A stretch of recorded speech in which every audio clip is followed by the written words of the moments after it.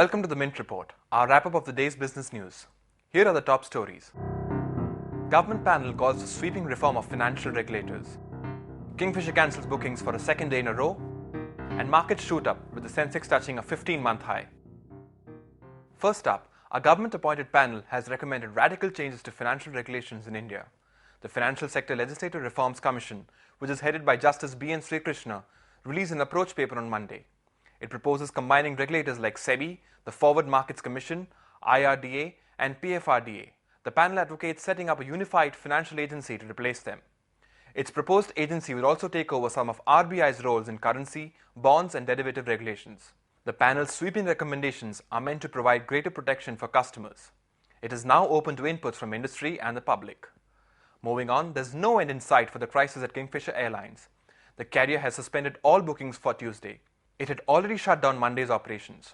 The suspension of flights was caused by unrest among Kingfisher employees. On Sunday, its engineers and pilots refused to work because they hadn't been paid for some 7 months. Shares of Kingfisher nosedived 4.78% on the BSE, even as the Sensex gained 0.33%. Not surprisingly, rival Jet Airways nudged up nearly 0.1% to about 346. And finally, Indian markets shot up on Monday, with the Sensex reaching its highest close since July of last year.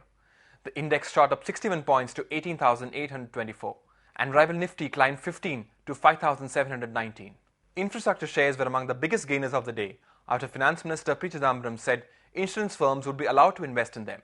IVRCL shot up 4.5% on the BSE, and Reliance Infrastructure rose 2.75% to 553 rupees and 50 paise. And that's all we have for you. Thanks for watching.